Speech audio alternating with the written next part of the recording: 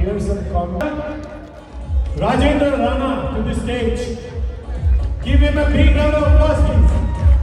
All right, let's do some.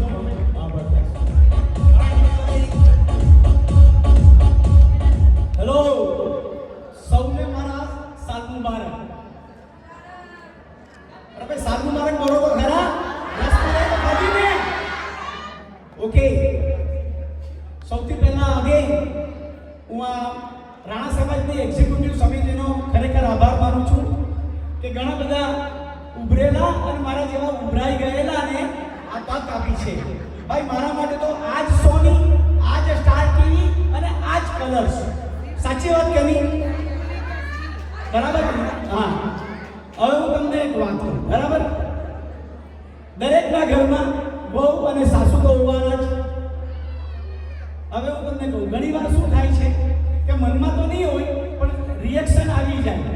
હવે ઘણી વાર સાસુના વહુના વખાણ સાસુ અગાડી થઈ જાય તો શું થાય એ હું તમને કહું. ઘણી વાર મારી પત્ની હોય ને તો પત્નીના વખાણ મારાથી મારી માની અગાડી થઈ જાય એટલે મારી મા શું કે ખબર? સાંભળજો જરા બરાબર. કારણ કે ઘણી વાર છે ને એ વૃદ્ધ થયેલા હોય ને એમના એવા વાક્યો હોય ને તે આપણે ઘણી વાર બુકમાં વાંચવા મળે નહીં. તો આમ રિયલી તમારા મધર કે પૈસો થયો પરમેશ્વર, પૈસો થયો પરમેશ્વર, પત્ની મારી ગુરુ. પૈસો મારો પરમેશ્વર, પત્ની મારી ગુરુ. મા બાપ થયા સન્યાસી, સેવા કોની કરું? મા બાપ થયા સન્યાસી, સેવા કોની કરું? તો પાછું મારે બોલવું પડે. સેવા તો ગુરુને જ કરવી પડે ને. તો મને કહે કે કેમ? તો જો મેં કીધું કે તું મને 20-25 વર્ષનો કર્યો, કઈશ બરાબર શીખવ્યું નહીં. જો એને મને 2 કે 3 વર્ષમાં એને મને વાસણ કરતા શીખવી દીધો, રસોઈ કરતા શીખવી દીધો. એ તો સારું છે કે અહીંયા યુએસએમાં કપડાં જાતે ધોવા પડતા નથી, પરંતુ કપડાં ઘડી કરતા પણ શીખવી દીધો. એટલે તો આ રીતે સાંભળ્યું ને તો પાછા તો મને કહે કે કેમ? તો જો મેં કીધું આ બધું શીખવ્યું બધું, પરંતુ મેઇન વાત તો શું છે કે એ પાછા એ ગુરુ હોય ને એટલે પત્ની હોય ને દરેક વાતમાં એમને પોતાના સ્ટુડન્ટને બરાબર કરવા માટે ટોકવું તો પડે જ. એટલે હું ઘણી વાર પાણી વધારે જાય તો પાણી બહુ જાય છે કે તમે નાહી પૂછો તો એમ કે શાવર કેટલો બધો લગાડો છો? તો મેં કીધું કે નાહવા માટે તો શાવર તો કરવું જ પડે ને. કે સામેવાળાનું છે ને કે સ્પ્રિંકલર્સ ચાલે છે તો તમે દા કેમ નથી ઊભા રહી જતા? મેં કીધું ઊભી આ તારા આવું તો મારા મગજમાં વિચાર જ નહીં આવેલો હતો.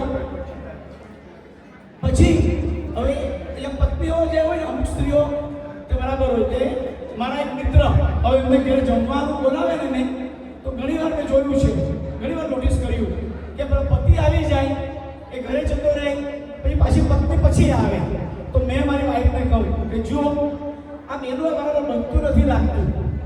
આપણે કેવા સાથે જઈએ છીએ તો એની પાસે બધી ઇન્ફોર્મેશન હોય કે આ એવું નથી કાંઈ. મેં કીધું કેમ?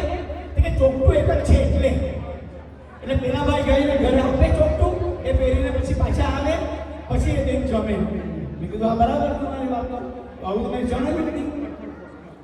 હવે પત્ની છે ને દરેક વખતમાં ટોકવાનું હોય. હું ઘણી વાર છે ને શૂટ પહેરું, બરાબર ટાઈ પહેરું, શૂઝ પહેરું. મેં કીધું કેવું છું? તો પછી આપણે આમ ઉપરથી નીચે લગીને જોઈ મને કે જીભ તો ખુલ્લી છે.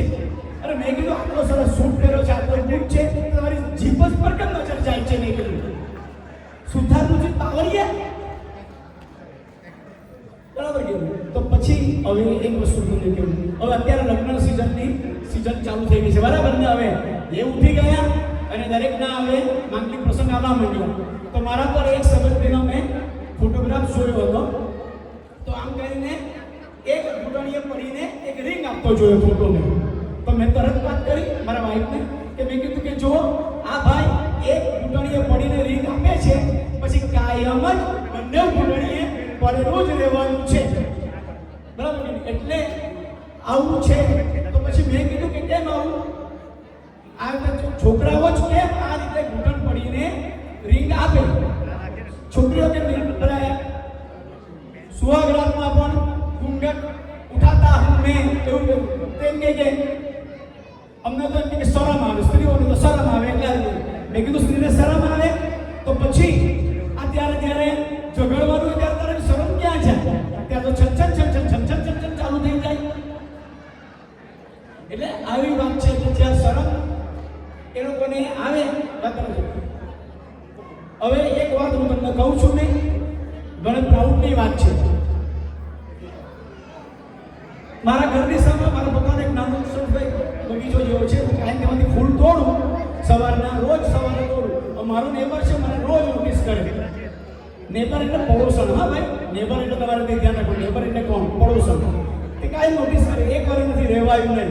સામે આવ્યા મારી પાસે, મને કહે કે હું તમને નોટિસ કરું છું, તમે રોજ સવારે ફૂલ તોડો છો, કેમ? એમ કહી કે મેં કીધું ભાઈ, અમારા ભગવાન છે ને સાક્ષાત છે.